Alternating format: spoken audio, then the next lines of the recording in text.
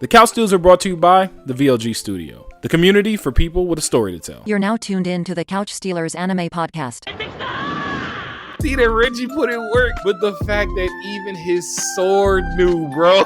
Oh my God! Why are you debating like this? This is so sad to see. He went to Wano and got one shot by Kaido twice. What is going on, everyone? Y'all already know it's the Couch Stealers. It's the one and only Meister Mikey J. And it's your boy AU. Yo, AU, man, we back and better than ever. We took a week off last week. How you feeling?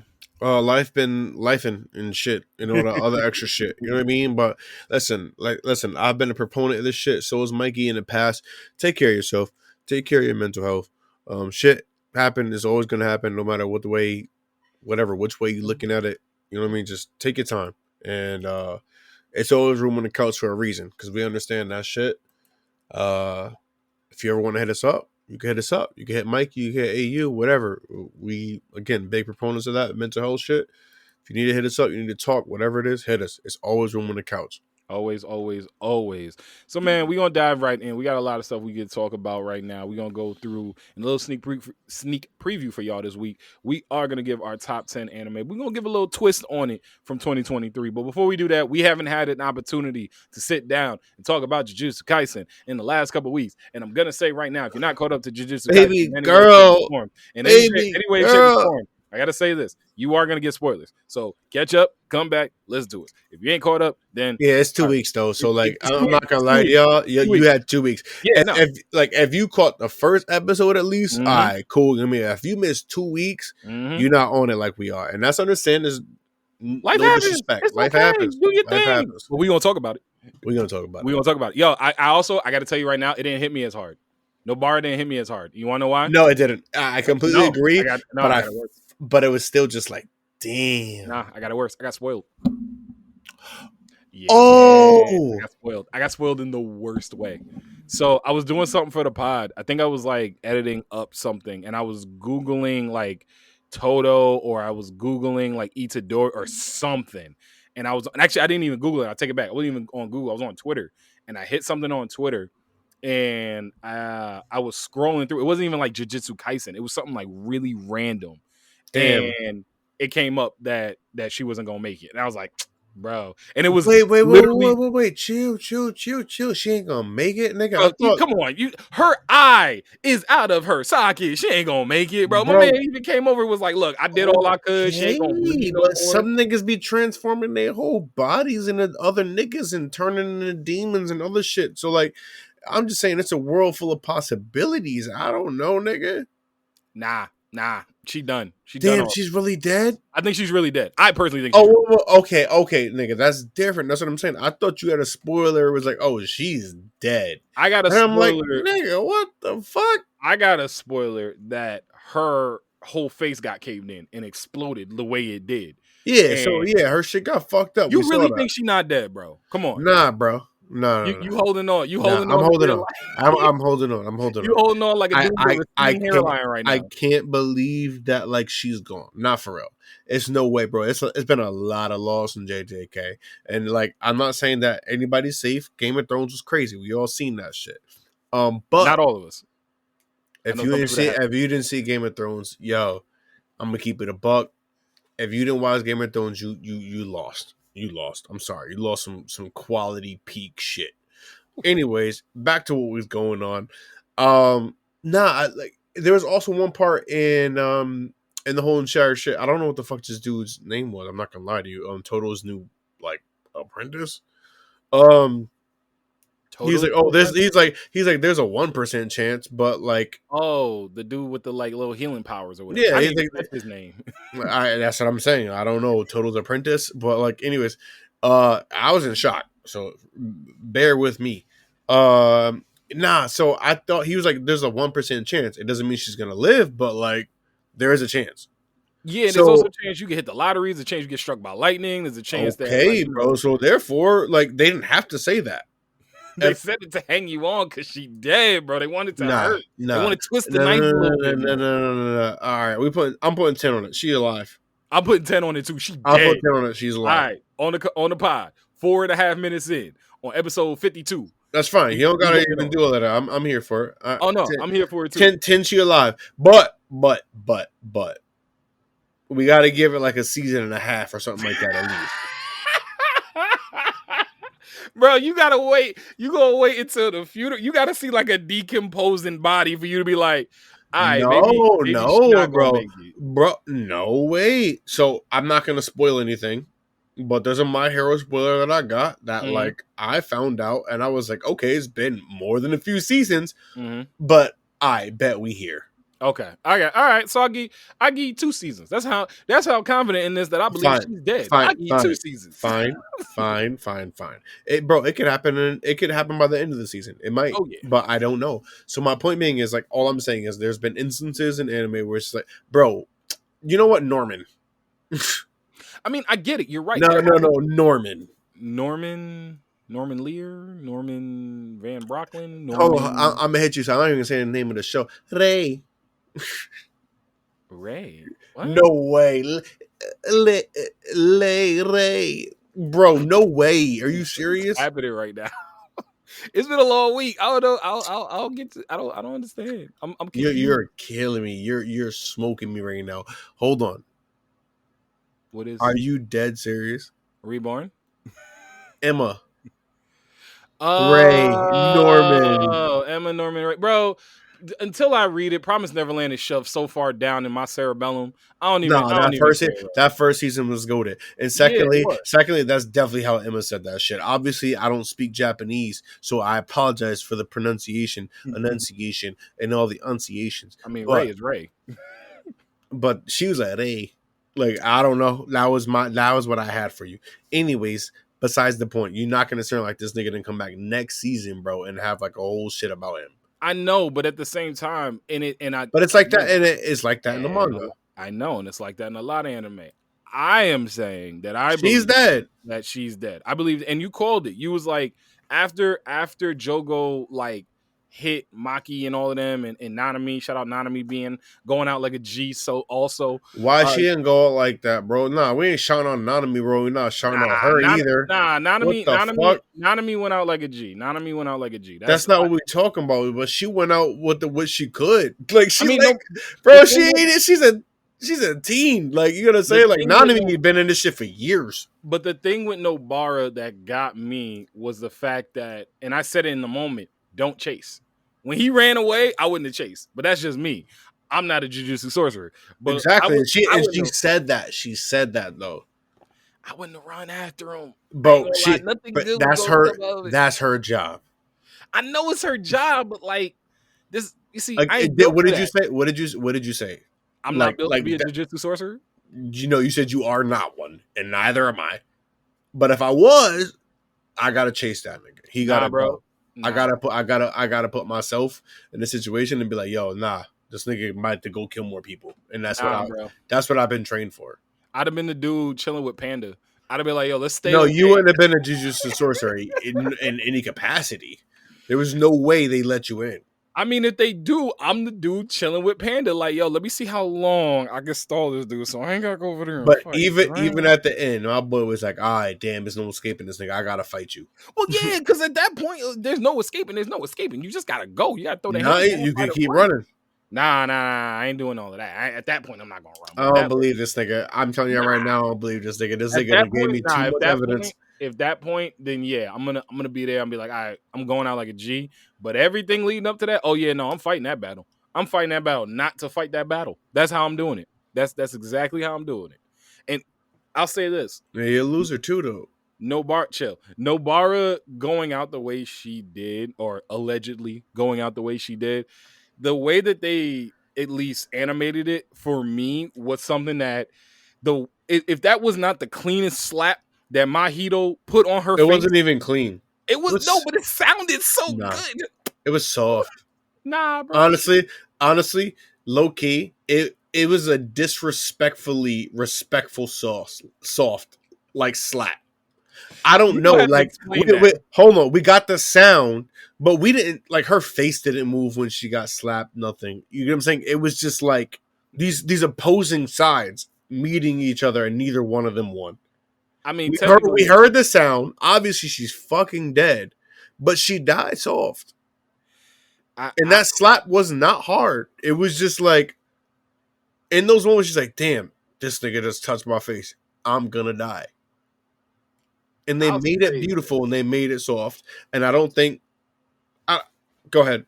No, I'll say this: the slap, although it was soft, and although they may have been combining, or her power might have been going up against Mojitos to delay that joint, but that sucker That's not was even what I mean. That, but that yeah. sucker was on a timer. I know that's what I mean. That sucker was on a timer, bro. That shit. What you it- mean? We do this. Yeah, she's gonna die. Yeah, but it's like it was the way that they did it. It was just again tap right on the face. We chilling. Boop. Now she's gone.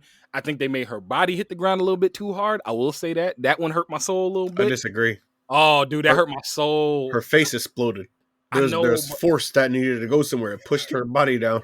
No, it was so bad. Like, and then I'll be honest, I thought Itadori was gonna spaz. I thought he was gonna lose it, Mm-mm. and Which is interesting because I got something to say about that. But go ahead. seeing him break down and just look around and be like, bro, I don't want to do this no more. Like, I'm losing everybody. I'm a murderer. I'm never gonna be able to like make up for everything Sukuna's done. I'm losing people that I love left and right. I mean, Nanami's gone in front of me, bro. And Bro, I hate nah. them for giving me that teaser because I definitely thought Nanami was gonna live.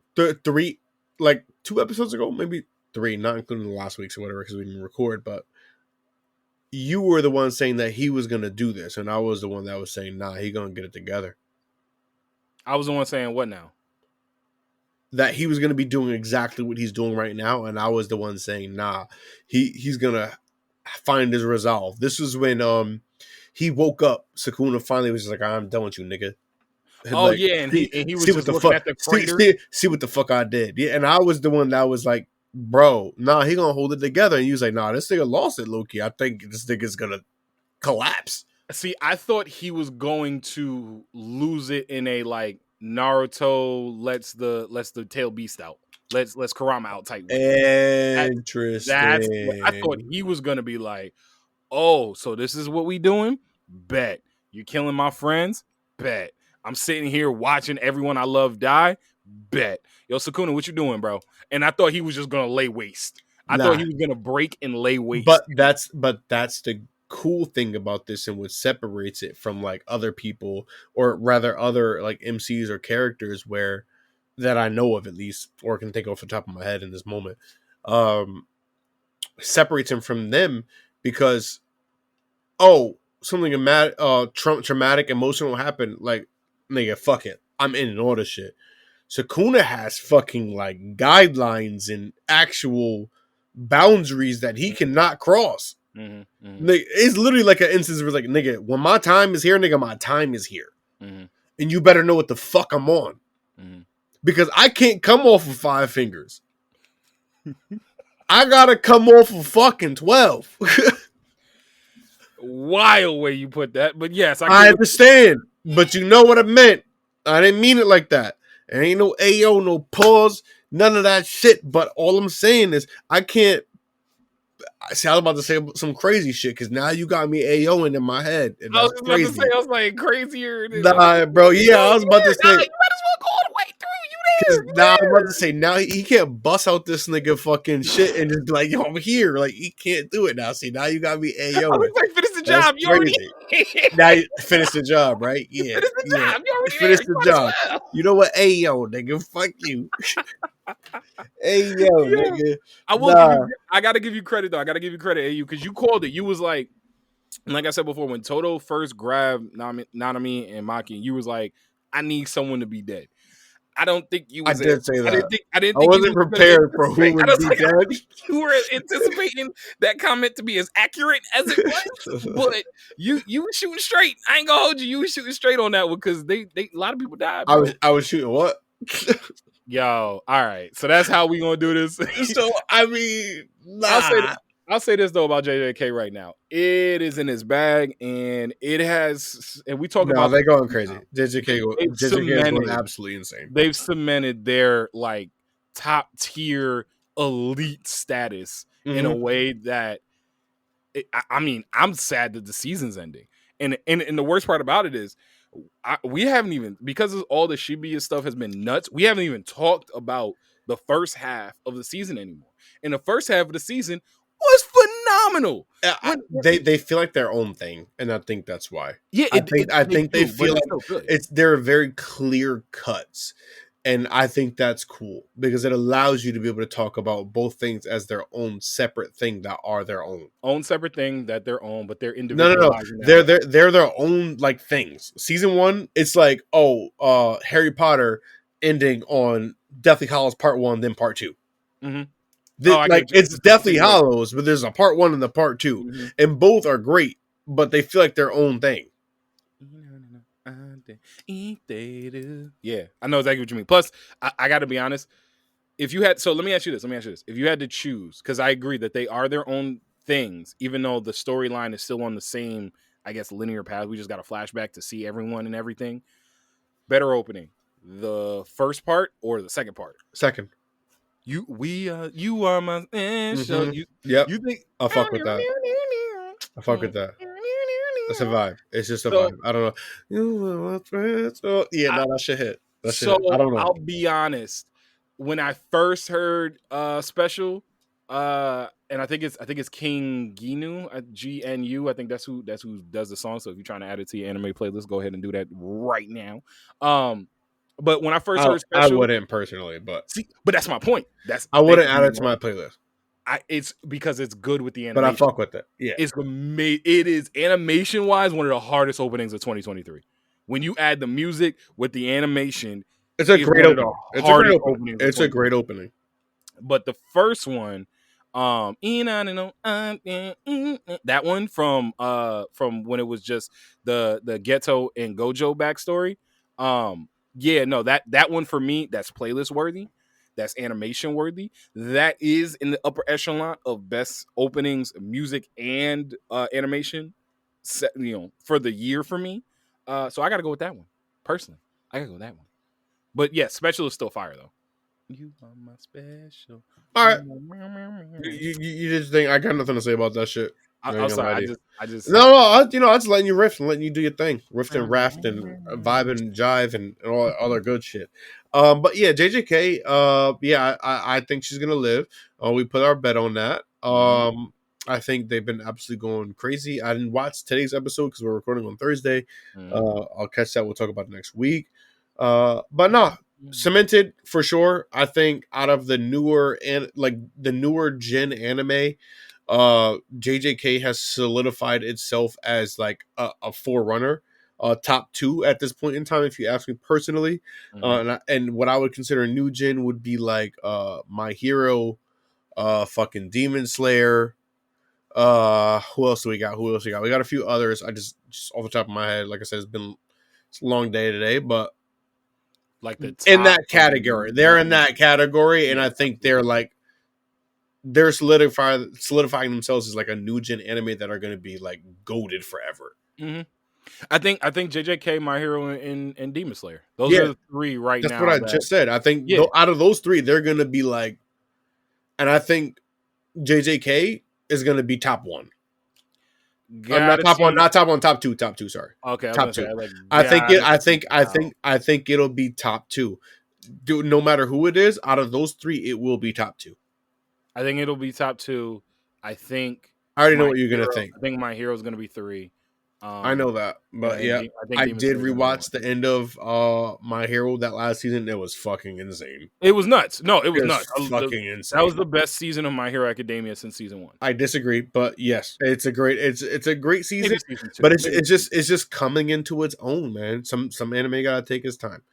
And you gotta be a part of that journey and just live through it, because you'll never sit here and act like Naruto wasn't fucking amazing, nigga. But they got like My Hero will get nowhere near 700 episodes. No, I mean it's got to be winding down now. Season 7, but you're missing my point. But it's barely scratching, like it's barely getting past 100. You get what I'm saying? So my overall point is that like you wouldn't sit there and say Naruto was like, oh, they got all this whatever is slow and like whatever. Like My Hero built, bro, for the amount of time that it's been out, it built. Like consistently giving you great animation, giving you great character development, struggles, everything, great story. It's been going fucking insane. One thing I feel like people don't give it grace, because there's a lot of the times great anime that we really love to watch ends very shortly, or very quickly. And My Hero's been doing this shit. It's been out longer than fucking JJK. It's been out longer than Demon Slayer.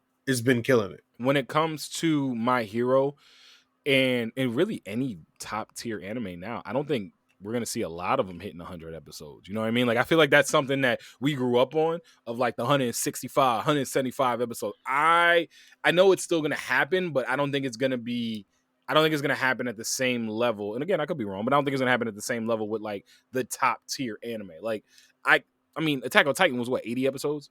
Like, I could see My Hero being around that. I could see JJ. Attack on Titan did that to them fucking selves. Like, literally taking fucking all this time and splitting everything up. Like, I'm sorry. Reel it back. It was a beautiful ending. They did their thing. They did their thing. They could have ended this shit a long time ago. Part 1 and part 3 and part 2, part 1. It's done. It's done. Who left the fridge open? It can't hurt you no more, AU. It can't hurt you no more, bro. They did. They hurt me. There's a wound here somewhere. And you know what they say? Listen. Yeah, you pull up this shit like All Might. You pull up this shit like All Might. Like, yo, look what they did to me. Nah, bro. Like, they say time heals everything, and it does. I completely agree. Time heals everything in two instances, where when your wounds heal, and then time will also help you live with the wounds that will not.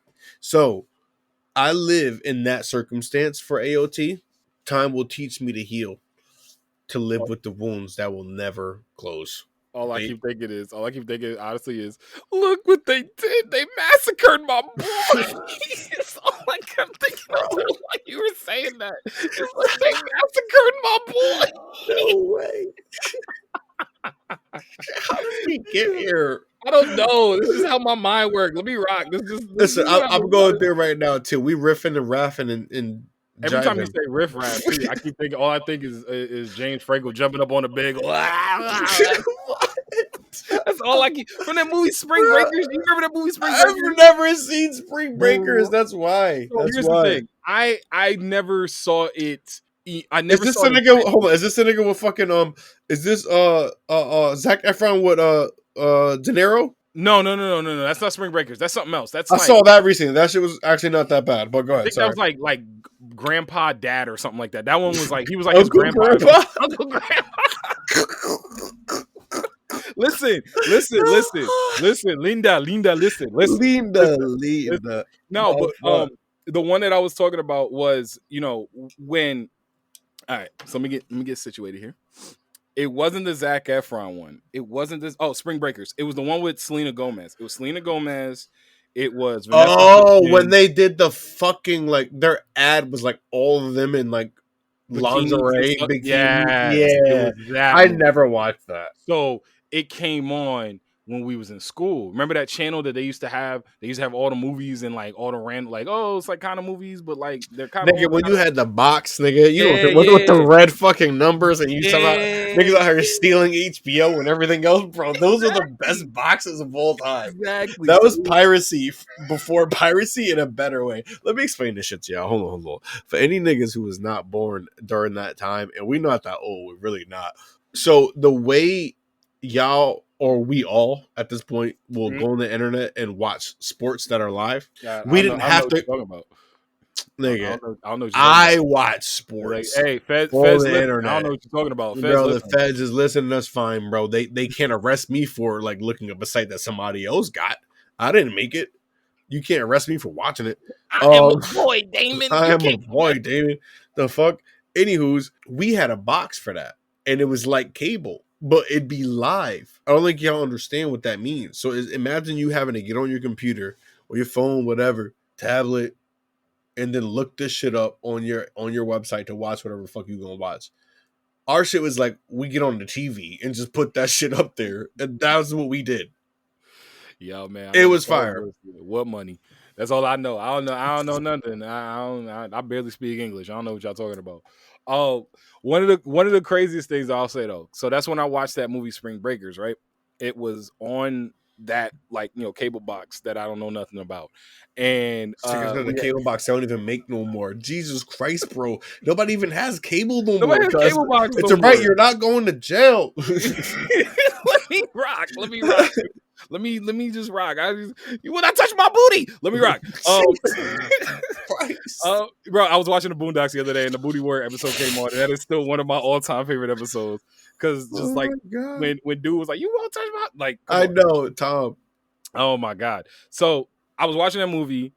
James Franco looked like Riff Raff, and he had like the spiky teeth, and he had, bro. You've never seen James Franco looked like bro, Riff Raff. The character was literally based off of Riff Raff, and he was like jumping up and down on the bed, and they were like stealing money with all these like quote unquote like these beautiful college girls, and like they had all this money on the bed. The girls were in bikinis, and they were jumping up and down too.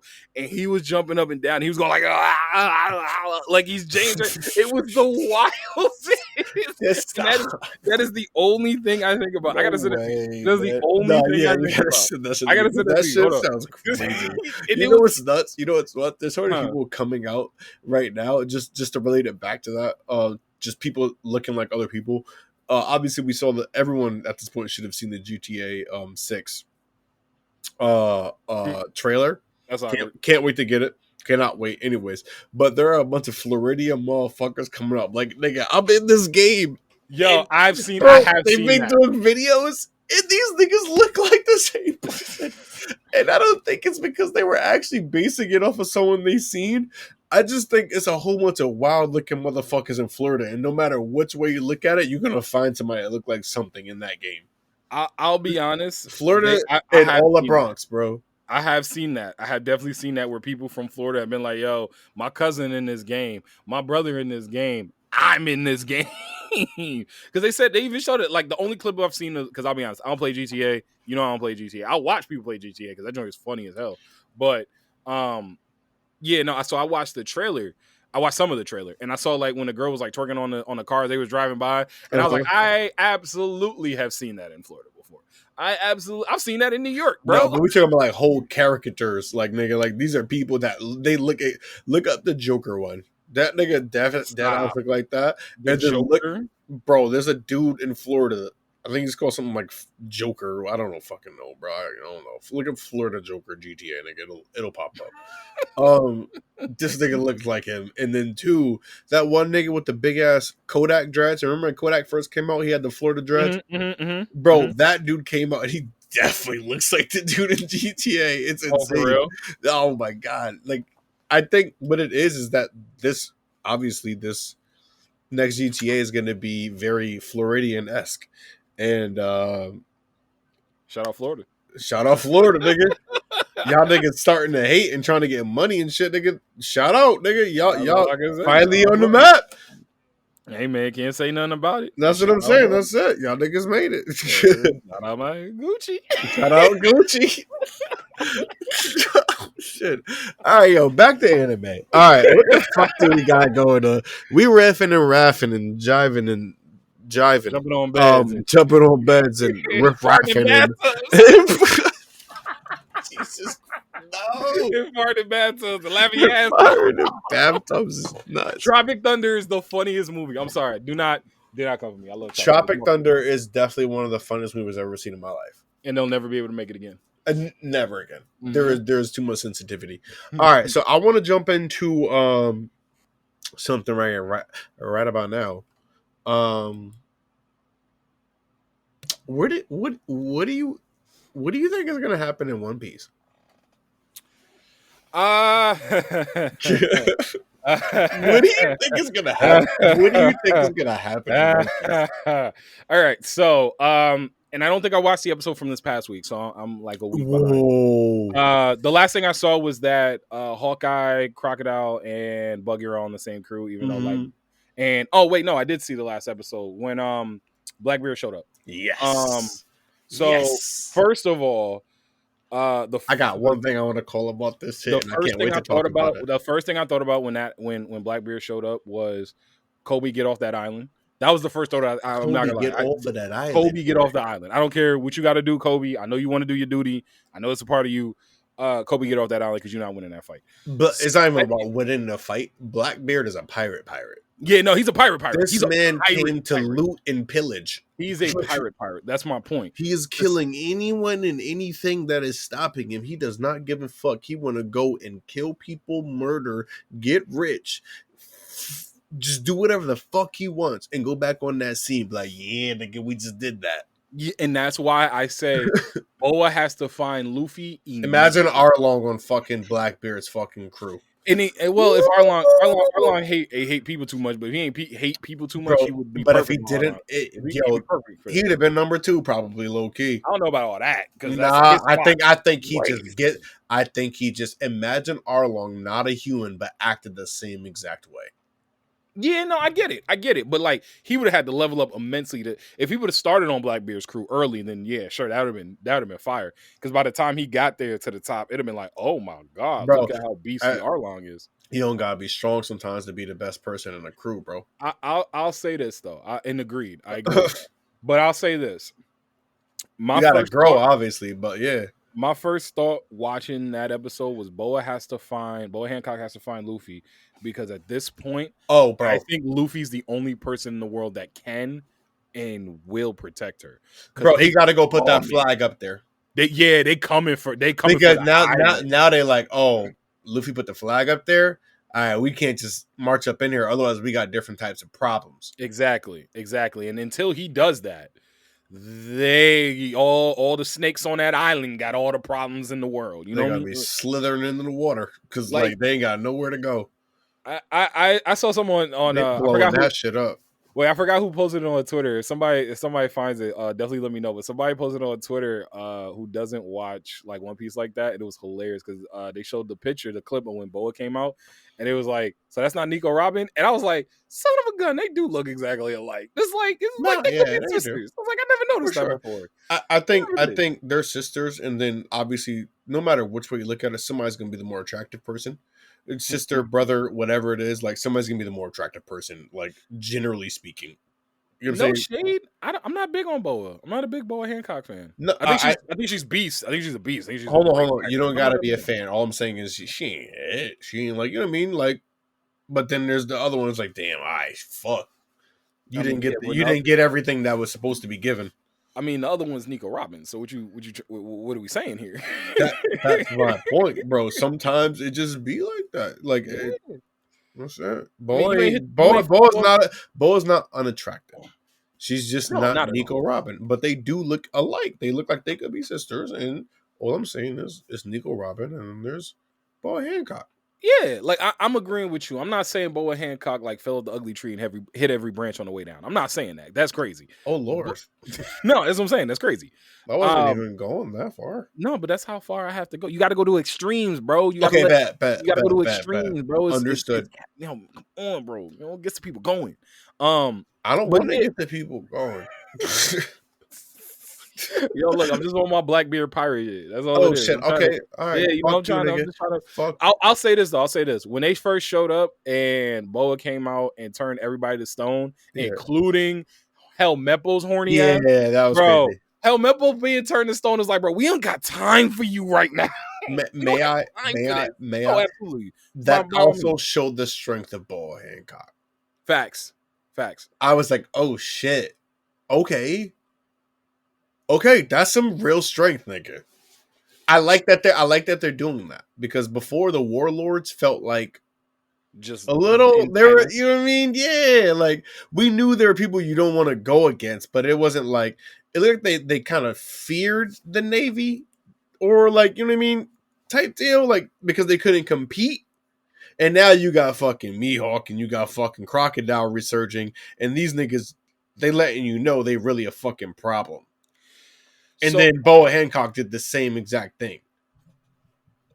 So I'll say this. To your point, one thing that gets lost in the shuffle is the fact that they're still pirates. And I think when they were warlords, they weren't seen as pirates in the same way. Wasn't that for me? It was a power thing. No, for me, for me, that's something that I'm seeing now. Because it wasn't like that. It's not something I noticed back, when they first introduced the warlords. It was something I noticed after we got to the point of, okay, the warlords don't have protection anymore. They're fair game. when they looked around and had to be like, oh, so we just gotta be pirates again. Okay, we're not gonna have to be like quote unquote dogs of the military or whatever. Oh, wrong anime, but they don't gotta be worried about that. It's a matter of, and I saw it with Hawkeye more than anyone else because Crocodile gonna be Crocodile. Now Crocodile, somebody that if he ever ended up on Blackbeard's crew, good lord. But I don't think Crocodile ever would. No, it wouldn't work because they would butt heads way too much. Yeah, that's what I'm saying. Crocodile ain't going like that. He ain't going out like that. Then they gotta be in front. But my point being is like, I look at Hawkeye right now as a full-blown pirate in a way that I didn't when he was just chilling on his island, sipping on that. Bro, his wine always looks so just Facts. so good. It looked like juicy fruit in wine form. Come on, bro. But So hold good. on. But here's the thing. Before, like, I'm gonna let you. My bad, Taylor. I'm gonna let you finish. But Mihawk always felt separated from the rest of the warlords. We knew he was on par with fucking Shanks. We knew these niggas be beefing, like, and just, or not, maybe not beefing. They just fight every now and then, and it's like, it's like a nice little rivalry. Yeah, it's a nice rivalry. The other warlords, we had no feats, no nothing for them to fall back onto. So the warlords in general always, to me, felt just like, okay, they're not people you want to fuck with. But Luffy beat Crocodile before the war. Before that war, the war, I can't even think right now. Marineford? Yes, Marineford, that war, he fucking was there. And he looked like a warlord level to me in that regard.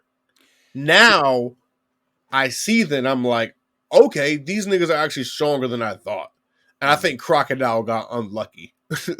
Oh, Crocodile got hella unlucky. You want to know how unlucky Crocodile... So there have only been But I didn't think times. that before. I didn't think Crocodile got unlucky. I thought Crocodile just lost. Nah. Now I think Crocodile just got unlucky.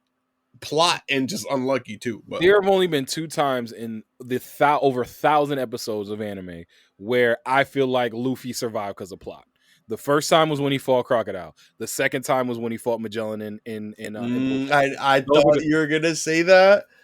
And bro, he was stewing in poison. Yeah, he was stewing. But may I? Nah, do you think? May I? Do you think? I agree with you, but only to some degree, and this is why. For both or for one? 2. Okay, for Magellan. Stewing. Yes. And I agree with you, but to a bit of a degree. I get where you're going. I don't know if I necessarily agree with the take because Luffy lost some of his life to be alive, and that's a sacrifice. If he just came out of this shit unscathed, I'd have been like, I bet, whatever. It's a lot of motherfuckers that did a lot of shit to power up and didn't really sacrifice too much. Sasuke sacrificed his eyes. All right, nigga, cool, nigga. Well, technically his arm. No, I meant like for his like shotting gun. Gotcha. The most you're gonna lose your sight. I'm not saying that's not something that we want to do, but if you ask me, do I want to live for, I don't know, 45 years potentially with everything that I have right now, or would I want to live to 75 without being able to see? I mean, I want to be able to see regardless of my age. So that's what I'm saying. But so my point, I would choose being blind. You know what I mean?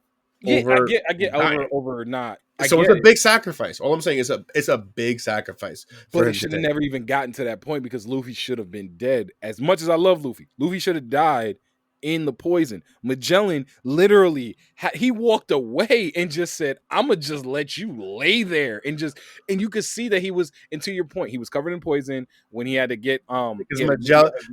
That's arrogance. Magellan thought he was gone. Yeah, no, Magellan absolutely thought he was gone. And we would agree with him. Arrogance, but we would agree with him. I would have said he was going too. I did say Luffy's going. I was like, Luffy, I completely agree with you. Then we were all arrogant because we forgot this nigga's supposed to be the king of the pirates. That's arrogance on our part, and that's a testament to this nigga's writing. He really had us in that moment. I ain't gonna lie, the nigga had me in the first half. I ain't gonna hold you either, bro. That's the first time I ever heard plot broken down as arrogance. That was good work. That's bro. arrogance on our end. We knew this nigga was who he was supposed to be, bro. That's like acting like we didn't know Naruto was gonna be Hokage. That's insane. Yeah, but Naruto never got put to the point where he was like absolutely stewing in death. I hear you, but that's not what we're talking about. We still do what the fuck this nigga was gonna be. I'll be honest, Ichigo would have been a better argument than Naruto, because Ichigo would definitely be like Ichigo then hell yeah. This now nigga, that plot then helped him a couple times. a couple. But I ain't gonna hold you tight.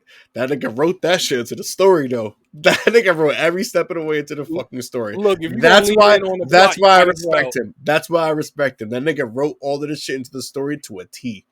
Like I said, if you're gonna have plot, you might as well lean in on the plot, you know?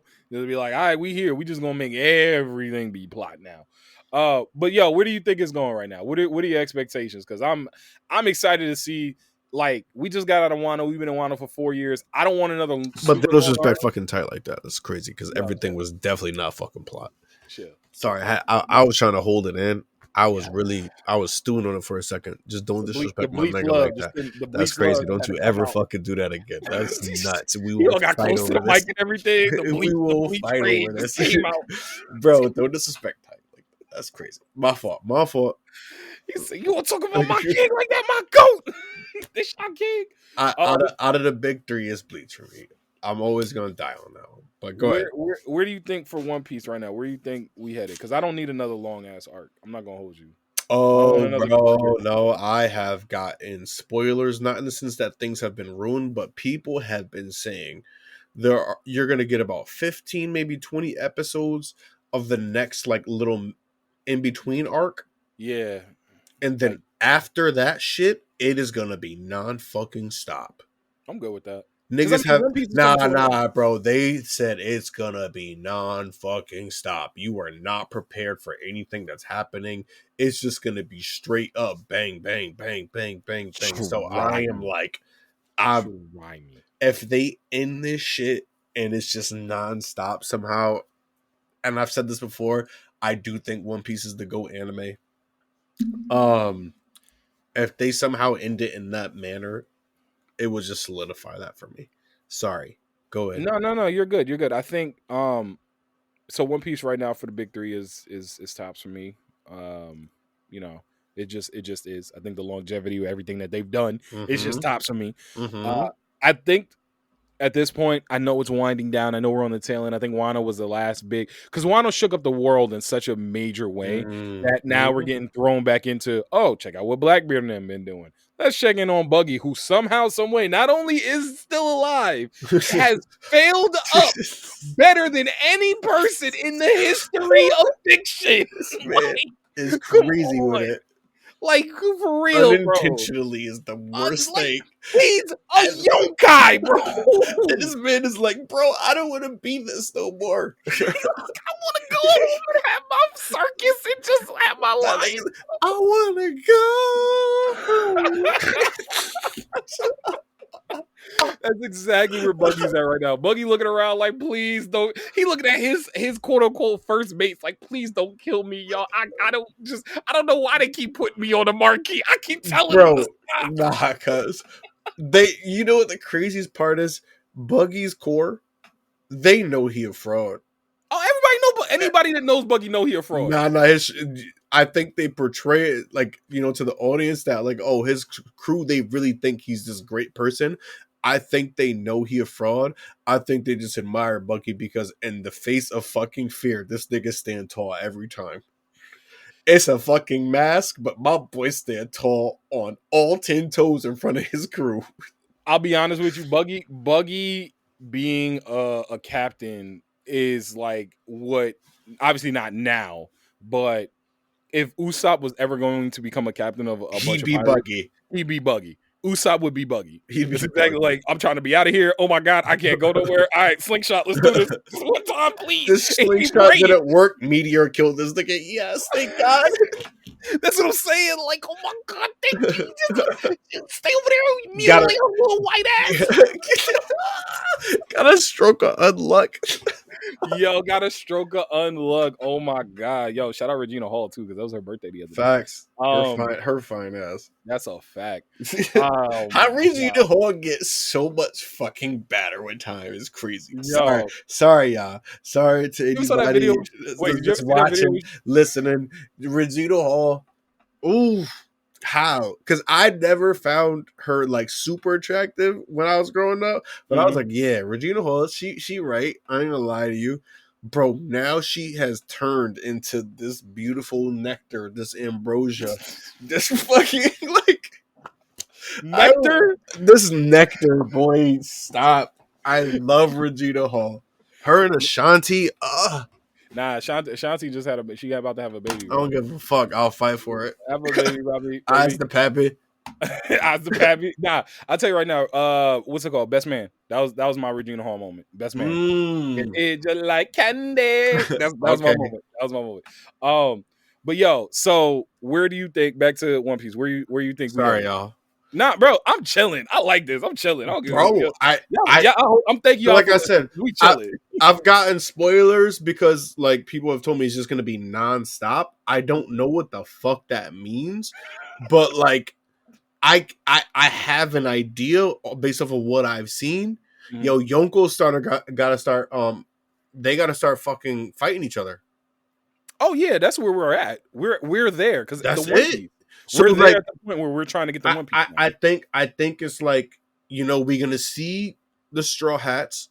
They're gonna run into some fucking other crews or whatever, and we finally get to see Luffy and these niggas really beat them niggas because they ran into other crews and they had to fight for it. Mm-hmm. I feel like niggas gonna be fearing or they fight, and it's like, all right, let me show these niggas what time it is. The same way Kaido and Big Mom was like, yo, y'all some runts, nigga. That's how Luffy got to start treating these niggas now. Yeah, y'all runts. Like, and stop playing with me. And I think Luffy has started to make that switch. He has, where he looks around and the first thing he does say is like, yo, I'm like, this is what I'm at. This is where my bounty's at. This is where I'm at. This is where everybody on my crew, like, bro, like that fight with Katakuri solidified that. Mm-hmm. Yes. When they both was just like, yo, don't worry about them. They can't even stand. And they shot Conqueror's honky. Jesus Christ. Fuck these pigs. Sorry. What? I said honkies because I said I honkies. No. I heard you. Right. I saw the vision. I heard you. I apologize, y'all. That was like intrusive thoughts. Nah, yo, y'all didn't know. AU didn't even have a 12th birthday. He went straight to 13. He was 11 and went straight to 13. Y'all ain't know that though. All right. Anywho's, yeah, no. So he was basically in that moment. Both of them were just like, we know where we are, and now he don't even got to show it no more. I got you. It's like, yo, y'all know the name Straw Hat Luffy. Mm-hmm. So some people are gonna fear it, and some people are gonna run to it. Ooh. Before it was just like, nigga, whoever we run into, we gotta fight, nigga. You running in the grass. Sometimes you gotta fucking fight a Bellsprout, like, and sometimes you run into Entei, nigga. What the fuck is we doing? You either fleeing or you fighting. That's the choice on your end. So that's a good point, because before he was like a little Bellsprout. They was like, oh, them little Straw Hat cats over there, yeah, they all right, you know, like, all right, we gotta let the new crew, and that I'll say this, that has been the undertone, like an undertone thing that's going on right now with One Piece. Has been one of my favorites, has been Marco and Shanks and all the other like established people being like, yo, our time's done, y'all. We gotta let these new ones come in. Like, not even, because that was also just Shanks being like, all right, nigga, I think it's time for real. He's like, because the new generation is coming in. We had enough fun. Yeah, and that's the point. I think I truly think that for the longest time they've just been kind of kicking it. They've been like, all right, it's been peace and everything. It was peace. Whitebeard dying fucked up all the peace. Well, because Blackbeard was the one who did it. Oh, we know who fucking did it. That's not even what I was saying. Oh my god, and we are back at it being Shanks's Ace's fault. Yep. And I didn't even say it this time. I didn't say shit. I didn't even say shit. I said it for you. I noticed what you think. Oh yeah. Mm-hmm. Hey yo, man, we been fuck Ace. Fuck Ace. Fuck that nigga, bro. That nigga is a fucking garbage bozo. Fuck Ace. I feel like we gotta have like shout out to Jeff Teague's podcast because we gotta have like they got like the swear jar in the middle. We gotta have like a jar where like every time AU say like F Ace that we gotta put something in it. We gotta put like a Ace My bad, figurine my in it or something. A Maybe figurine. maybe put glue, like glue him at the bottom of the jar so he never leaves because that's where he should be, the bottom of the jar. no, I got And you. then we do, coins and shit. Nah, I got you even better. And I know, and apologies for all the Ace lovers. I'm sorry for condoning this, but we get like a thin sheet of paper, and every time you say it, you got to poke a hole through the paper.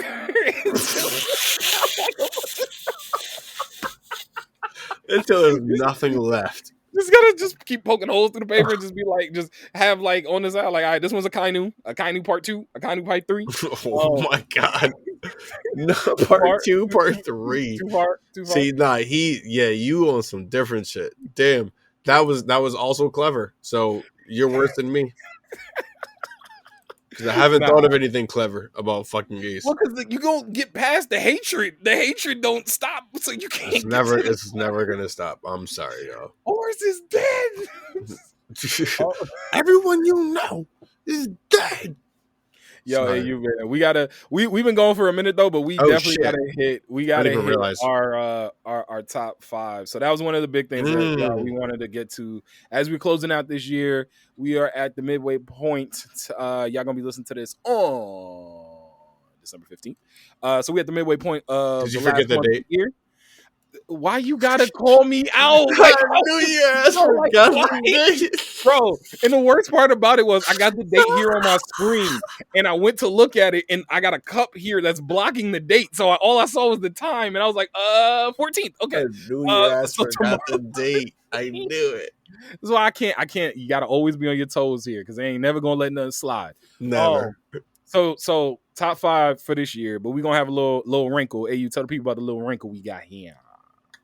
Wait, what wrinkle? What, the little wrinkle about the month, the season? Oh shit! It was your wrinkle. Yeah, you're the one that came up with the code. My yo, fault. I'm hungry, man. Yeah, that's a fact. My bad. Yo, y'all gotta forgive me. Listen, first and foremost, I went to like a whole entire work party before I came here. Like I'm all energized and shit. My work party to be trash, but this one was lit. It was like the holiday party one. You know the holiday party one. Be fire. Yo, they had one at my job this year. I was kind of tight. Oh, we had one, bro. They had New York strip just to be sliced and served. Like, yeah, bro, it was absolutely insane. Yo, y'all are fans, bro. Each floor was a different vibe. So the first floor was like the super like prime rib, all the fucking veggies, and like the higher like kind of just like nicer shit. And you down there you'll get a few beers, something like that, some water, and then the next floor you got to be there for the first floor for 1 hour. Then the second floor, after the first hour, that's when you go up another level. And then on that floor, you had champagne and mimosas and shit. You just kind of vibe. Maybe some Tower of God, bro? Yes, basically some cookies. No, deadass. They had it, and then on the second level, they had a little event. It was like, oh, you got to bring your cookies, and then everybody judges to see who has the best cookie or whatever. But on that floor, you had a little snack, talked a little bit, had a little event, a little vibe or whatever, and then you drink, like I said, your champagne and your wine or whatever. And then on the third floor, you go up there, it was a whole bourbon testing fucking bar. Bro. Yo, shout out. I'm clapping it up right now. Shout out to whoever put that together. Bro, it was fire. Y'all understood the assignment. They came to me and was like, make our coworkers feel good for this holiday season, and y'all did it. Y'all better because they ain't paying us. Oh my god! And, right, and the fourth floor was like pool and like a DJ and shit, so it was fire. Yeah. Damn. Well, I mean, this is our building. They just structured it like that for the party, and I thought that was dope. Sorry, so I'm on a wave. I'm on a vibe. So back to the whole entire point. So yeah. Mikey ended up, it was like, yo, let's do a top 5 for the year. What was your top 5 for the year? Anime. And my ass been going through what the fuck I've been going through. So my ass is like, yo, I've been thinking about it, but I didn't pick a top 5. What if we do our favorite anime of the season for 2023? Mikey's going to give his top 5 because he already did it. He did the homework, and I respect this man for that. Always. Me, I'm gonna do my favorite of each season. Ooh. And then my 5th one is probably going to be like a continuing anime. Got you. The continuing anime. So let's do let's run it down the list. I'm gonna go through winter 2023, and I'll do my and I would and yes, you do your number 5. Yeah. Or we could do it like this. This is something I didn't propose to you before. I just wanted to like do it while we was on the pod so we can riff and raff and jive.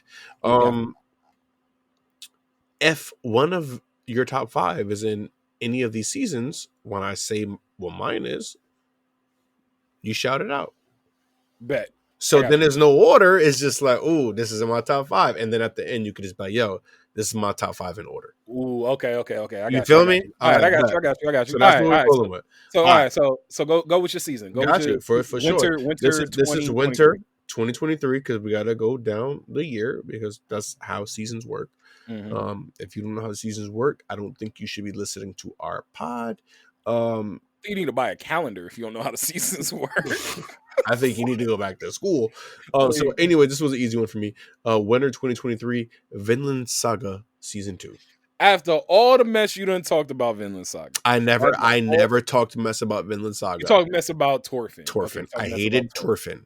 Okay. I think I told you before, I still think Vinland Saga Season 2 is an overall masterpiece. I think it's a masterful fucking piece of work. I just hate fucking Thorfinn. This nigga's a bum.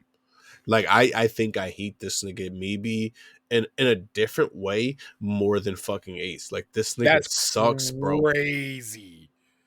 That's crazy. I said in a different way. It's just like, I think I still hate Ace more, but like, there are times where I just think about Thorfinn and I'm like, bro, you've been chasing this revenge and shit, and I get it, and it's a part of the story, but to let it all go to the point, bro, you would just let a nigga kill you is crazy, cuz.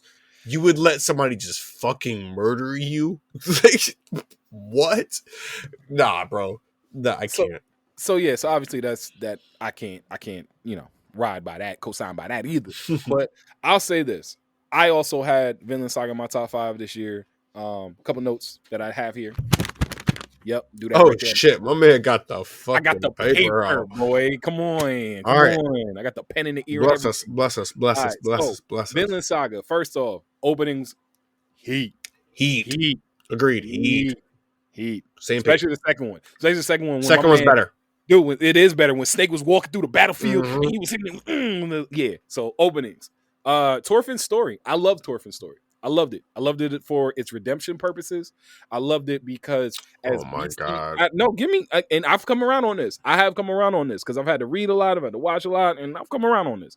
Because in the moment I was along with AU where I was just like, bro, you was a beast last season. Why are you crying now? And it's like, if you are facing that level of trauma and you are facing that level of pain, and for you to truly be over it and to truly get to the finish line, at least in his case, for Thorfinn, that meant becoming the biggest pacifist that we may have ever seen.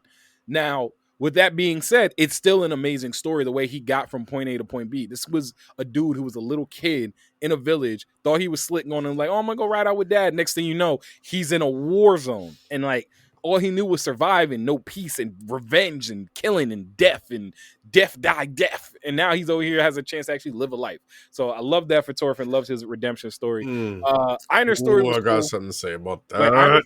Einer's story was cool. Einer's story was all right, even though I didn't like Einer's character. Yeah, I didn't like Einer's character as much. I still thought his story was cool. I thought it was cool. It was a good thing to mention.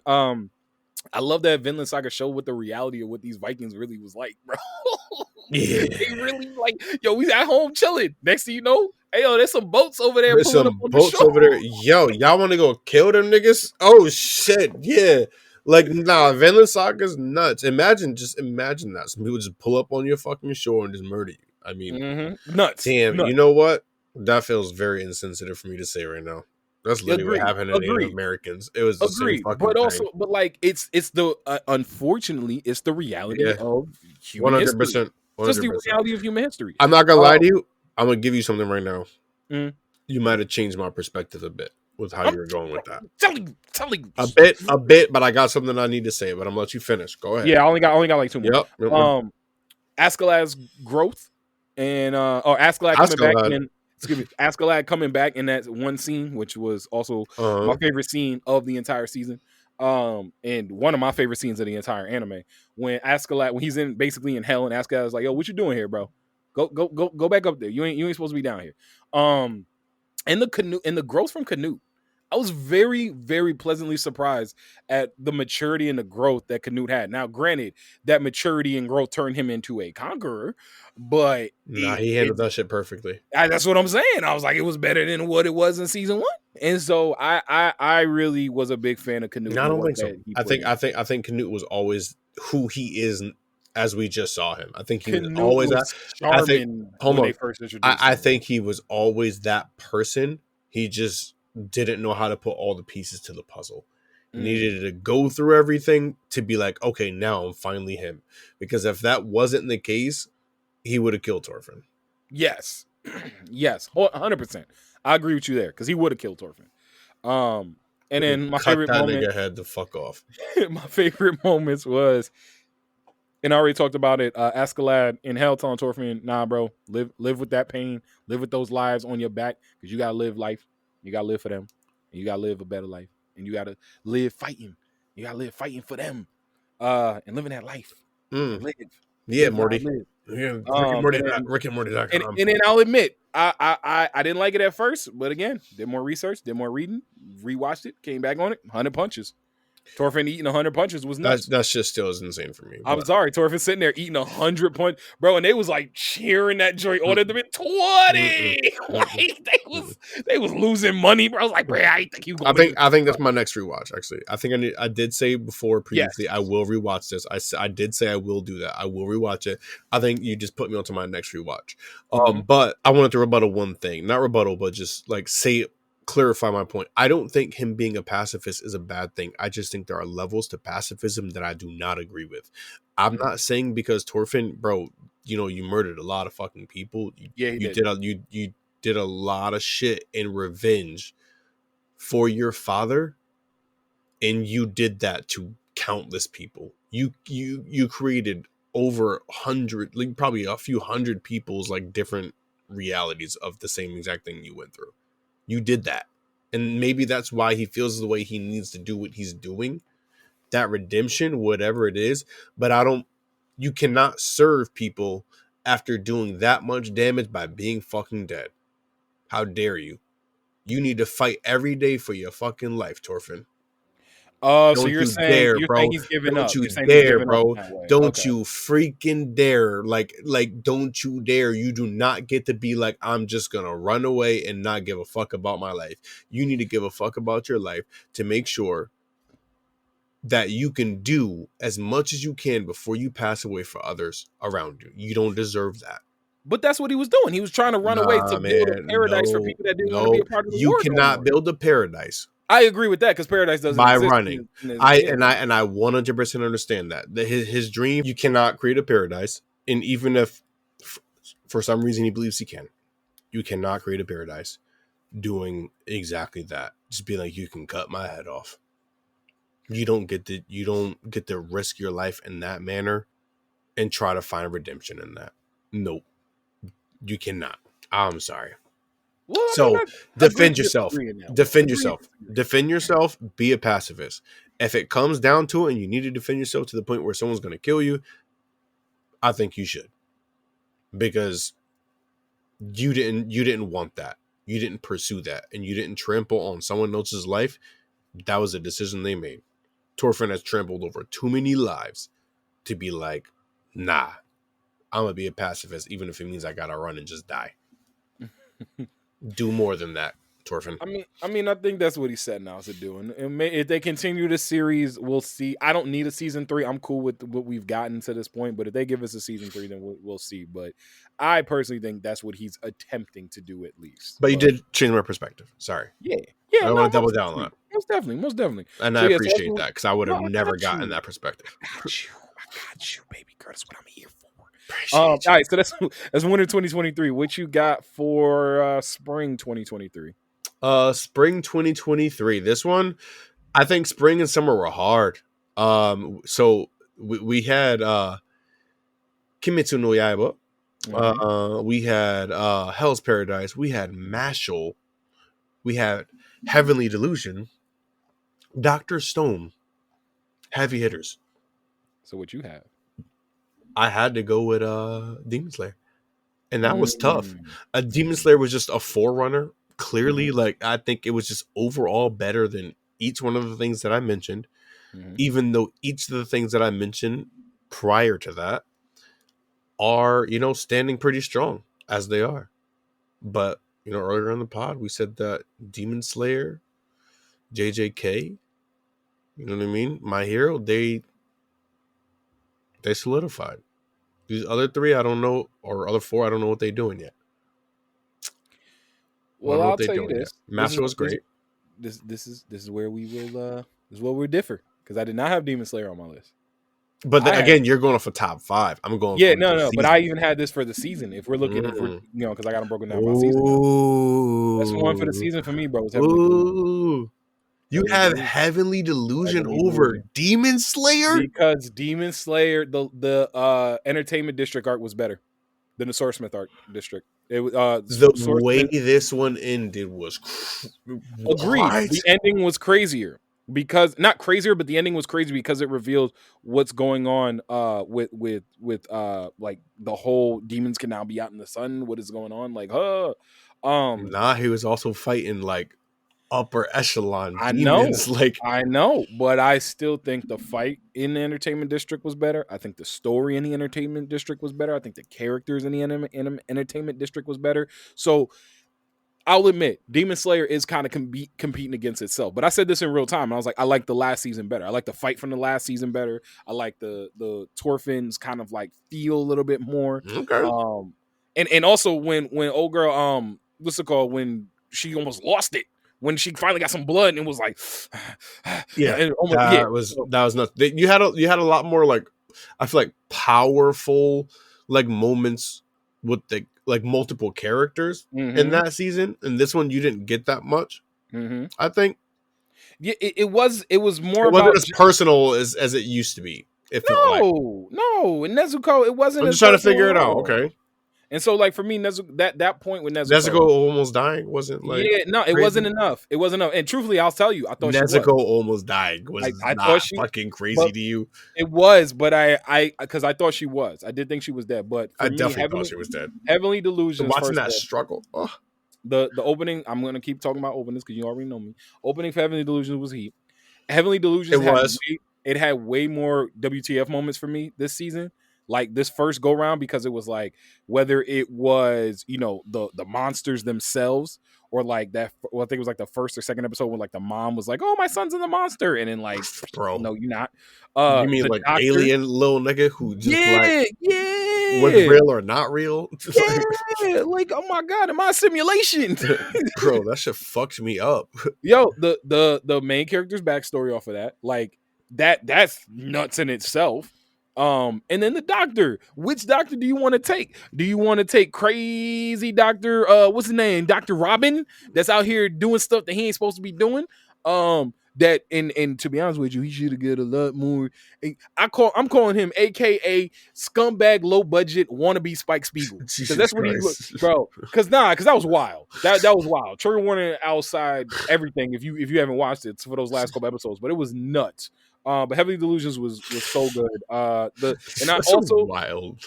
But my favorite thing about Heavenly Delusions was the smooth storytelling and the way that they were able to go back and forth with the two different storylines, and you can see the slow convergence of that one storyline. And that's the thing about Heavenly Delusions that stood out to me.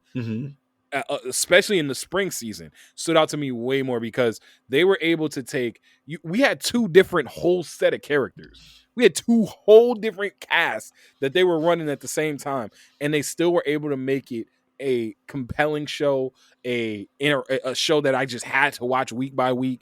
And it was straight up and down heat. I got a couple of favorite moments. The reveal in the facility about what these kids are or are not. Doctor, I'm saying this wrong. Hopefully I say it right. Uzami and the quote unquote the girl. That whole scene, their whole story arc was nuts. I think that's episode 7 or 8. And then just every moment with Maru and Kiriko, the two main characters, every moment with them, anytime they are on the screen together and they are having dialogue, that is my why I watch the show. Their dialogue, It's so very good. intimate. It's so It's intimate. intimate. It's intimate as fuck. Like you feel it in like not only the artwork, the voice acting, just the way they animate it. Like it's an intimate moment every time they're on screen. So I completely understand why you love those moments. I agree with you. I like that. Yeah, so that's what I have for spring 2023. Okay, you went in there. I completely respect why you went with that. I still got Demon Slayer. Oh, Demon Slayer was still heat. It's still Demon Slayer. I didn't say that. I'm not even going to sit there and saying that you're saying Heavenly Delusion is Demon Slayer. I'm just mean that, you know. All right. Got you. I respect the hell out of that. I respect it all. Another heavy hitter for me, summer 2023. And I'm going to be biased here. There's just no way I wasn't going to be biased. And I'll give you my unbiased opinion afterwards.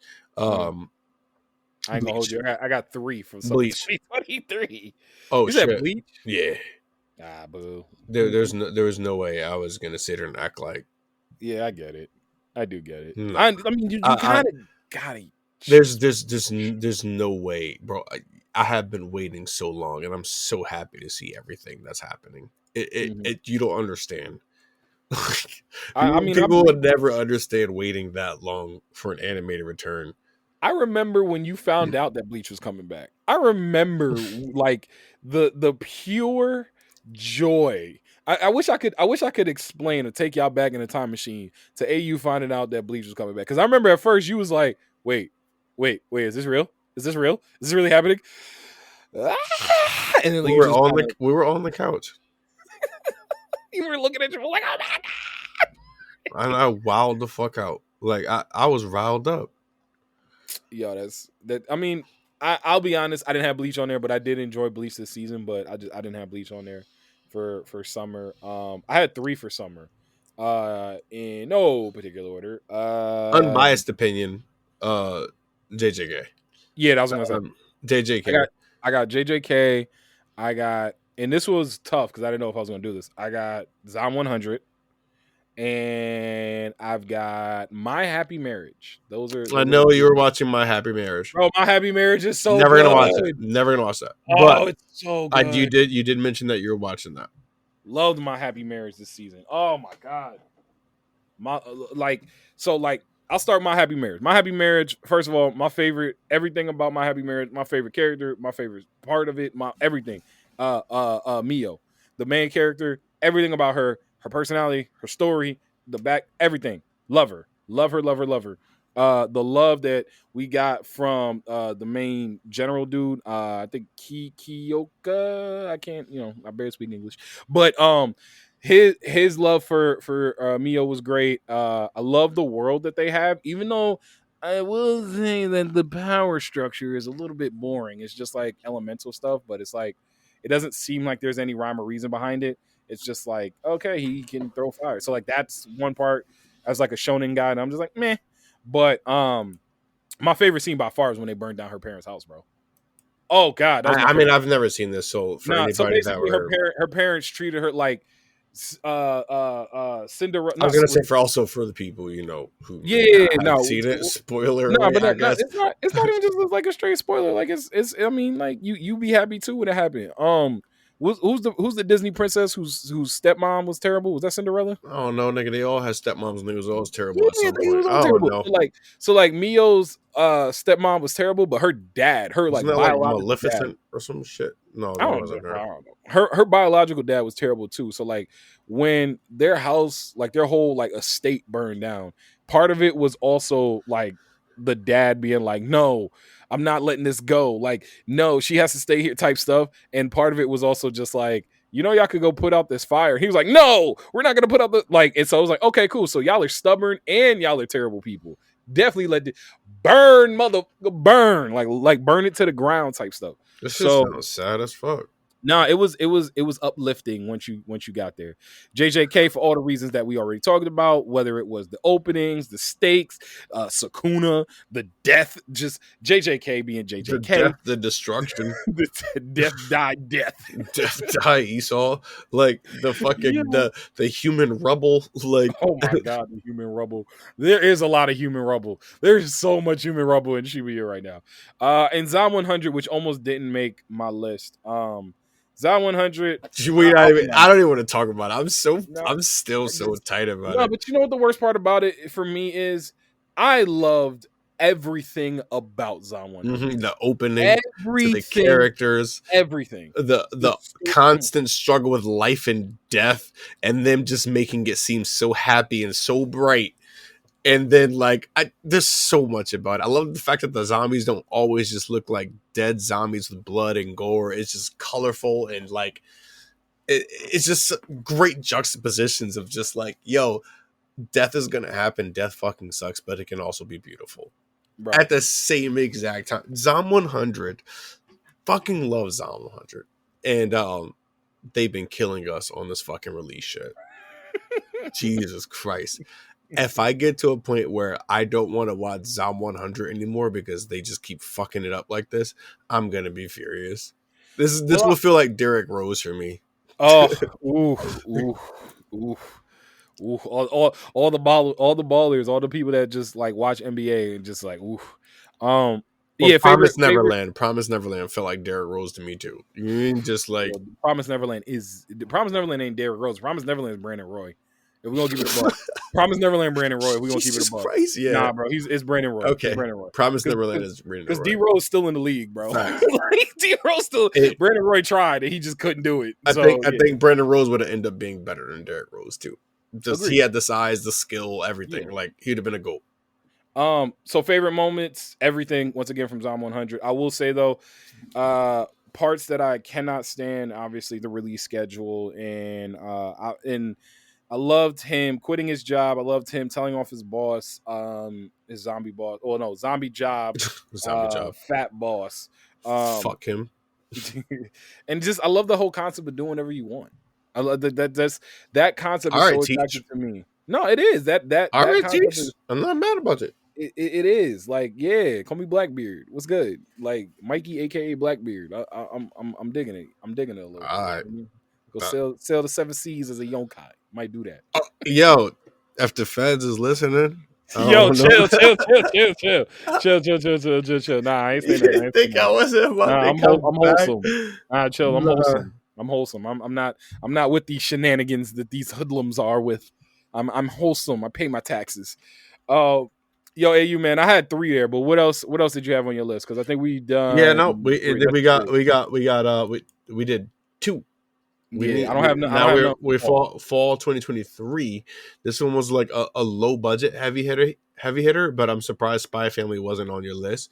But that's cool because I know you were super hype about it before, and like every time like the first 2 seasons. But Undead Unluck is in fall 2023 for me, and we had Undead Unluck for my bangers, Goblin Slayer, and we had Shield Hero. Okay. Shield Hero also, and we also had Shangri-La Frontier. Got you. Shangri-La's good. I told you. And no, Shangri-La's good. I told you. I can't wait to see how this goes and what the stakes end up being. Because right now I feel like they're just like really just lulling us into the game. I can't wait to see how the stakes go. And that'll be, how I truly feel about it once we get to that point. Mm-hmm. But out of this season, fall 2023, I'm personally going to go with Undead Unluck. Mm-hmm. I think Goblin Slayer was Goblin Slayer, but I don't think Goblin Slayer felt a little lost to what got me into it. Mm-hmm. Goblin Slayer now feels very soft. And there's nothing wrong with that. They couldn't go any further, bro. They kind of set the bar. I think they could have. It's not even just soft. It's just like it feels like they're making the whole entire show soft, and there's nothing wrong with that. A show being soft, but like this is a dude who literally goes around just killing goblins. That's the only thing he does, and I don't even really see him do that anymore. So it's like I don't know where the hell they're going, but it was still enjoyable. Shield Hero got back to Shield Hero, if you ask me personally. Season two for me, I was like, it's a little all over the place. I was like, I was trying to figure out what the hell was going on, and it didn't feel like Shield Hero. Shield Hero 3 feels more like Shield Hero 1 than 2 did. And I was happy to feel that, and I was happy to see it. And they did a little progression of the plot as well. Yeah. Undead Unluck, we talked about it before. Undead Unluck was just absolutely phenomenal. So for my list, I did the 5 that I've watched and loved this year, and then I did some honorable mentions. A lot of fall ones that I caught, or ones that I caught late from earlier in the year, are on my honorable mentions. So like Undead Unluck is in my honorable mention. Yeah. I had Undead Unluck wouldn't be in my top 5 if I did it. I would have to, but that's why it's in my honorable mentions, because I don't think I could put it in my top 5 because it's still going. I got to keep seeing where we at. I had Demon Slayer in my top 5. I had Hell's Paradise in my top. Hell's Paradise and Demon Slayer both are honorable mentions, and then Oshi no Koi I had as an honorable mention. Bro, I started that joint like 2 days ago. I am already almost done with the entire season. It is heat. Oh shit, heat! I tell you, heat. It just, unfortunately, I believe it suffers from it's either High Dive or Hulu thing. It's on, I think it's on High Dive, actually. So basically it is a Japanese idol who's like up and coming. She gets pregnant. She has that's a whole fucking gotcha. Yeah, she has twins. But what ends up happening is one of her she has like a stalker or whatever. Yeah. Kills the doctor. I'm not spoiling nothing because it's a part of the plot. I'm also not gonna watch it, but yeah. Kills the doctor. And when he kills the doctor and one of the patient, because the doctor was a big fan of the idol, right? The doctor's a big fan of the idol because a patient that he had, a little girl who was like a cancer patient, she was a big fan of the idol, and like he got close to her, and when she died, he was like, all right, well, I kind of kept rolling because I want the idol to make it so the little girl would have been happy. So when the doctor gets killed, the idol gives birth to twins, and the doctor and the little girl are reincarnated into being the twins. They don't know that each other are the other sibling, but they're siblings, if that makes any sense. Yeah. Heat, I tell you, because I can't. Now I'm not going to go into the plot because like plot is there and there's a lot of it. I mean, there's a lot of plot. There was a lot of just the plot that you just. Bro, the first episode was like an hour and a half. The first episode was like a movie. Shit. Yeah, no, the first episode was a movie. That's why there's so much. Yeah, no, that's exactly why. That's what I said. I just basically just gave you a quick synopsis of the first episode. And even then, I didn't even go into all of the stuff because there's a whole big stuff that happens on the second part of the first episode that I'm not even touching, because if you ain't watching, you need to get on it. But that's like at least the starting point was that like it's surrounding this idol and like her family that she's kind of like being quiet about as she tries to make it big. And then like, story. And I'm not going to tell you any more than that, but it's heat. And like I said, I've already...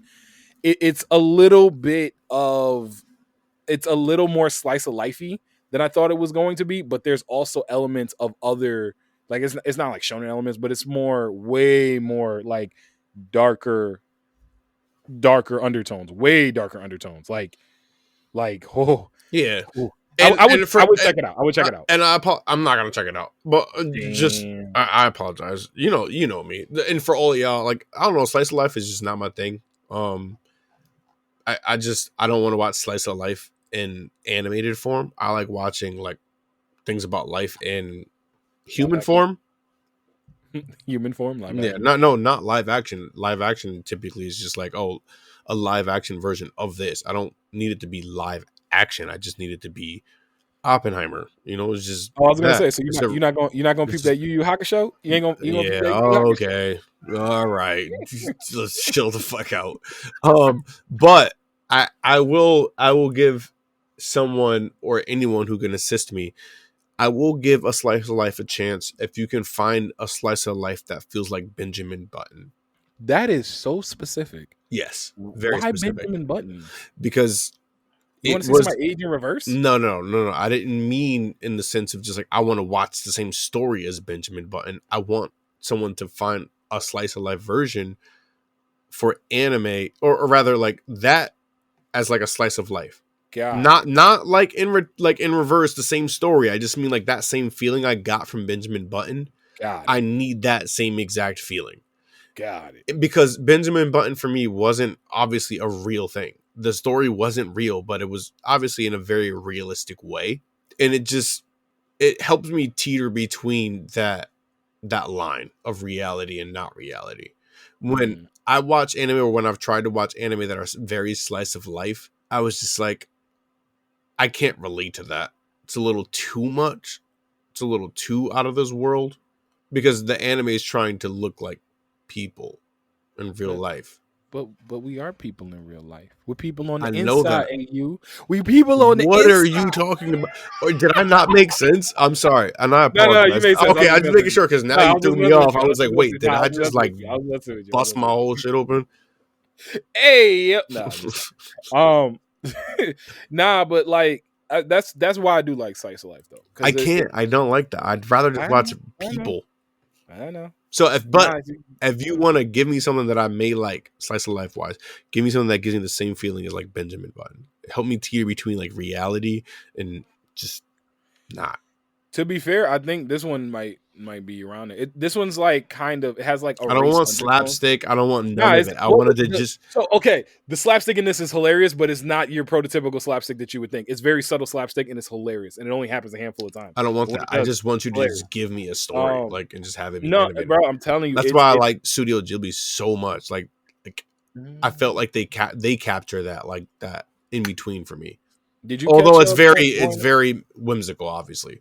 Did you catch Boy and the Heron? I did not catch it yet, and I can't wait to see that shit. Yeah, a couple people on my job saw it already. They said it was phenomenal. They was like, they did it again, bro. They was like, how does Hayao Miyazaki just keep doing it, bro? I gotta watch Shin Godzilla before I watch that. I hate to say that to people. Oh, for real? Bro, I heard the Godzilla movie, bro. but Oh you like God. you like But this is a face of Godzilla most people don't know. Godzilla, in the past or other versions, Godzilla has different versions, whether it's evil, not evil, whatever it is. Like you never know what the hell Godzilla's gonna do. So it's nice to see that evil side of Godzilla just kind of really be brought to the forefront and have it be done well too. So I'm really happy about that, and I think this is gonna be something that even you or everybody should watch. I'll check it out eventually. I know me, but I will watch Boy and the Heron, and I'll probably watch that in theaters. AU, did you have any more on your list for this year? Did you have one or two more that you wanted to throw in there? So continuing anime, this one was hard.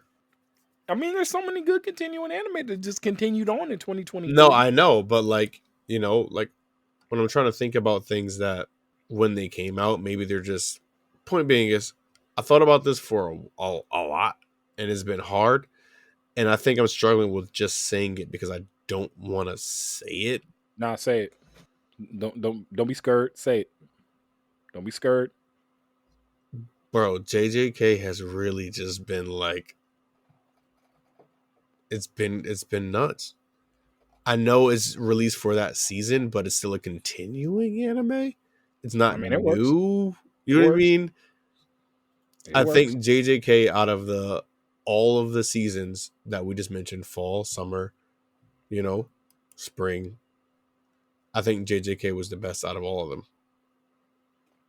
And yeah, top 5 for me for the year for sure. Ooh. That's definitely in my top 5 for the year. That's how I gotta go. I gotta give you the order though. Let me give you the order that I have for mine. So number 5, I had Zom 100. No way. Yeah, bro. They barely made it in. They barely all that tomfoolery. They barely made it in. Dang, I can't believe you got. Okay. Number 5, I had Zom 100. Number 4, I had My Happy Marriage. Number 3, I had Heavenly Delusions. Number 2, I had Vinland Saga. And number 1, I had JJK. Solid list. I think it's a solid list. I'm standing by that. I'm gonna stand on business. I'm gonna stand on business on that one. Okay. I got a question. Not the Wano arc, but the time that One Piece has been out with JJK, which one was better? JJK. I love One Piece with JJK. Yeah. Understandable. Because like for me, One Piece, I'm in it for The I want to see long how haul. this is. Yeah, the long haul, the story, all of that. I don't think JJK could have did what One Piece did. Exactly. I mean, not many people can. Not many I mean, things can. obviously. But one thing I'll say about JJK and the way that they've done it compared to like that same kind of time slot of One Piece, Mm-hmm. for me, that wasn't as much as I love the Kaido fight, as much as I love, Gear 5. It was just and one everything that snippet of the story. It was snippet of the story, and also there are other parts of the story in totality of One Piece that I love way more than what we've gotten in Wano. Loved Wano. Wano is one of the best arcs that they have ever done, but it's not my favorite. Yeah, I still think the moment when them trying to get Ace back, Luffy and them pulled down, that is what made One Piece. That is where One Piece like that beginning part was like where it was the uphill. It's like, yo, I love this shit, and I'm down to watch it. From when Luffy arrives at was it Shibuti or whatever, when he right before I call it Shibuti. I know it's not it's called like Shibuti Apogeo or something like that. I call it Shibuti. Right when he Shibuti, exactly. Like yeah, right before he punched out the Celestial Dragon, all the way until like him going off to all the way up to the time skip. That stretch is the best arc in One Piece, in my opinion. That is the and it sucks because the other Straw Hats weren't there, but they didn't need to be there. It was just Luffy trying to save his brother, and that is all that was important, and that is why that arc, the way it ended, the way it turned, Shanks showing up at the end of the war is still one of my favorite moments in the history of anime. In all the anime I've watched, no way, you've never said that to me. In 31 years of my life, bro, Shanks showing up and ending the war at Marineford is one of my favorite moments in all of the anime I've ever watched in my entire life. Bro, I stopped watching One Piece for like 4 months behind that because I just didn't know where they were going. I said, I gotta take a break. I haven't seen him since episode 2. And are you telling me he gonna show up and just shut all of this down? No, bro. And I tell you, Hawkeye walking away is what did it for me. Bro, you told me I signed up to fight Whitebeard. Ain't nobody said nothing. That Hawkeye moment was crazy. Bro, he said, you didn't tell me I'm fighting this nigga I'm not too. Fighting him. I'm going home. He said, I am going home. And that's what I was like, bro, what is this? What is this masterpiece I'm watching? So yeah. Which is crazy because hold on, I know we've been rolling for a long time, which is crazy. I'm not gonna lie to you. I know some people think that, it was like a draw between them two. I think Shanks beat this man. And but Shanks respects his strength, and there's nothing that can be said about Mihawk's strength, where it's just like, we know he's a fucking beast and he can go toe to toe. But Shanks is a logical person. He's like, I lost this man. Yep. I'm not about to lose him again. I'm good. Yep. I did that. Yep. That's what I think it is. That's what I think it is. And to be honest with you, it could be that because there has always been, we talked about it before, the rivalry between Shanks and Hawkeye, but I think Hawkeye has always had a little bit more of a fear is not the right word, but he's always been a little bit like, yo, I don't want no static with Shanks. Shanks usually just be chilling. He's like, hey, what's up? Hey, Mihawk, I ain't seen you in a minute. What you doing, man? Get a drink. You don't want a drink? All right, let me slap you across the head real quick. But it always feels like, bro, that's literally the vibe of every very strong person in One Piece. Except for Blackbeard. That's not the truth. Blackbeard would show up to your island, and if all you want to do is drink and party, he wouldn't. Unless there's someone on the island that he wants. I completely agree. But if you show up to the island and he's like, yo, give me that shit, and you give it to him, you gonna be good. Just don't get in his way. I was just about to say, I don't know. You throwing a lot of caveats out here for I agree, but it's the truth. He don't really fuck with nobody. He want to drink and be powerful and be strong, and when people to fear him, he want to be the fucking top of the world. People at the top of the world, bro, you could do whatever you want, but a lot of times you just get out of their way. I think he would generally just be like, yo, I'm good. I just get out of my way, bro. Give me what I want, and then I'm out. Yeah, I mean, you're gonna have to take me up on that. You have to test that out. I ain't gonna. I agree, but I mean, don't get me wrong. Sometimes it's gonna be fucked up. Sometimes he might want to fuck your wife. Sometimes he might want to fuck your wife. And if you say no to him, he gonna kill everybody. Maybe I don't know. You bringing back Prima Nocta? I don't know nothing, bro. I'm dead. I honestly only found that out because I was watching an old clip from the Avengers, and when they was from the second Avengers movie, they was trying to lift Thor's hammer, Mm. and Iron Man Robert Downey Jr. was like, "All right, well, if I get this, I get to rule Asgard, right? All right, I'm bringing back Prima Nocta," and everybody kind of chuckled, and I was like, "What the hell is Prima Nocta, bro?" I googled it, and it literally is on the first night. This dude Nobleman can smash your wife, like that's it. On the first night y'all get married, Noblemen have the right to smash your wife. And apparently it was like in Braveheart or something. I ain't never watched that. I don't be watching Mel Gibson movies. I'll be watching Mel Gibson movies, bro. Nah. But AU, man, this is probably going to end up being our longest episode, but we got to slide. Holy shit. Yeah, no, we rolling. We just rolling. Keep yo, listen. But yo, before we slide, we got to get a hot take from this past week. So last week's hot take, it's an anime gut check edition of the Hot Take Tuesday. Been seeing a lot of this, a lot of these series on the timeline lately. Whose backstory hit you the hardest? We got two of the most tragic backstories I've ever seen. One being Ash Lynx from Banana Fish, and one being Hikimaru from Dororo. Hey, you, my brother, who did you go with? If you didn't watch Dororo, you cannot even. You gotta watch both first and foremost. So you know what? There's no in between here. You gotta watch both if you're gonna be able to vote on this. Mm-hmm. If you did not watch both, you cannot vote on this. Again, I'll say it again. Mm-hmm. Both of these shits were fucked up in ways that were just unsuitable. Wait, what did you watch? You watched Banana Fish? What did you watch? Unsuitable. I didn't need to watch Banana Fish. There was just. I'm on anime Tumblr and I just basically just scroll. Like, yo, you get the anime Tumblr. You go scroll through someone's shit. Basically, just read manga. Like, so you like, okay. like, yeah, and you'll just get everything. I still say watch it though. Nah, I'm not. Get that pain in HD, bro. Get that pain all the way to HD, Let me bro. get that pain to HD. Freeze you. What? Why? You fucking masochist. Do you like what? What are you doing in the name of God, Aaron? Yo, listen, get that paid, bro. Get that paid. Nah. So, anyways, you made me forget the fuck I was giving. Nah, you was talking about what's it called, the backstory. Whether it was so both are extremely fucked up. But if you watch both of them, I don't know how you choose Dororo, how you don't choose it. Mm-hmm. This man was born as a baby with literally nothing. That's not he funny. Couldn't see, couldn't hear, he couldn't funny. taste. He couldn't feel. He had no arms, no legs, like no eyes. Like, are you even alive? No hair. Are you even alive at that point? This motherfucker lived through that, and the whole entire shit ended up just being a fucking curse that his father put on him. I'm killing everybody. Everybody's dying.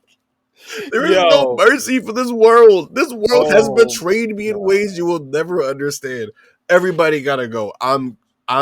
Don't let me become Superman in that moment when I get every limb back because the world is destroyed. I'm going straight Dark Superman.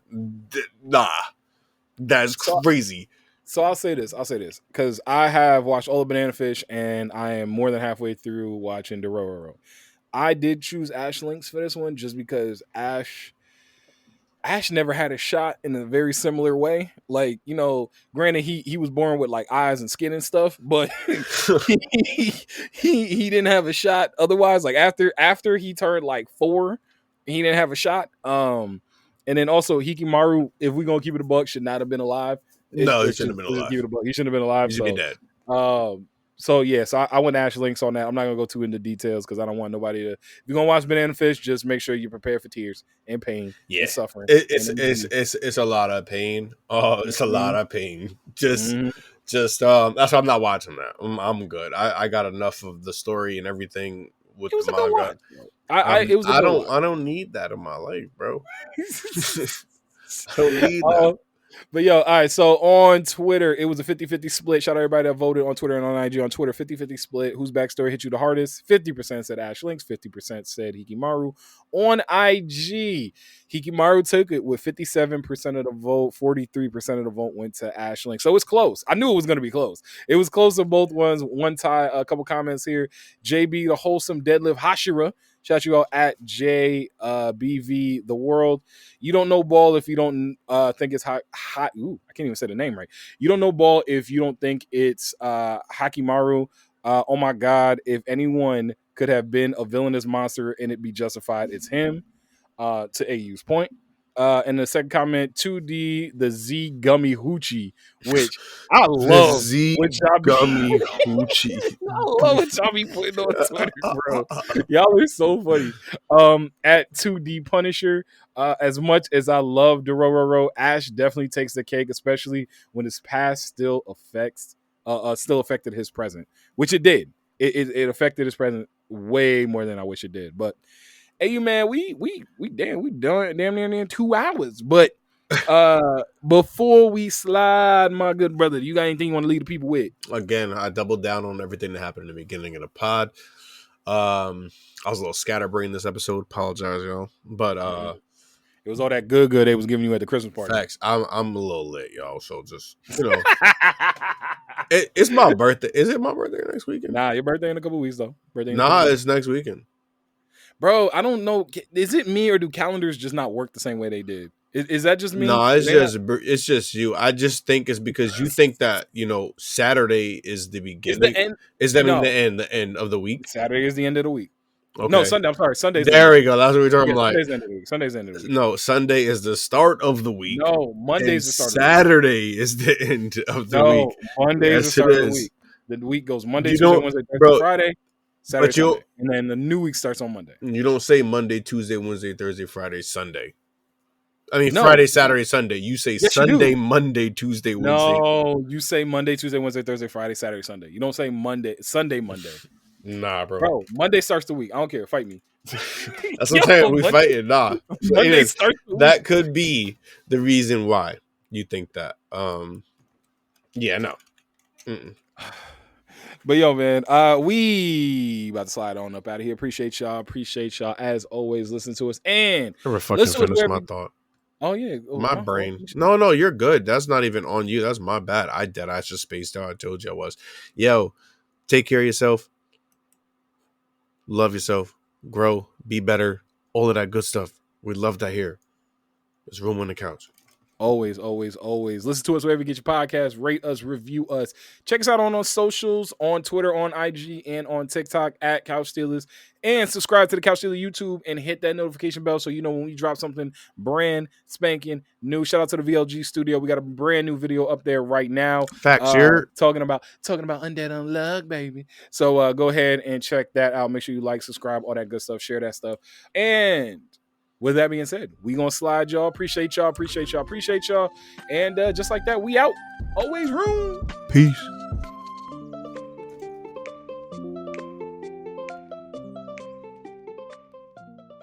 Convention season is upon us. Whether you're hitting the panels or hanging out with your favorite content creators, planning for faster, more efficient hydration is essential. Liquid IV has you covered while you prep that cosplay, get ready for your favorite events, and recover after the weekend. So AU, what do you love most about Liquid IV? I don't get hangovers, but I do wake up extremely groggy, but I do not get conventional hangovers. I'm tired, I'm groggy from the dehydration. Liquid IV is one of the things I buy every time I'm going to drink. Maybe one before I go to sleep, maybe one when I wake up too. Honestly, it keeps me refreshed, keeps me hydrated after a night of going hard. One stick of Liquid IV in 16 ounces of water hydrates you 2 times faster and more efficiently than water alone. It comes in 12 delicious, refreshing flavors to keep your hydration routine exciting. It contains 5 essential vitamins, including vitamin C, with 3 times the electrolytes of traditional sports drinks. Made with premium ingredients, it's non-GMO and free from gluten, dairy, and soy. Get 20% off when you go to liquidiv.com and use code CouchStealers at checkout. That's 20% off anything you order when you shop Better Hydration today using promo code CouchStealers at liquidiv.com.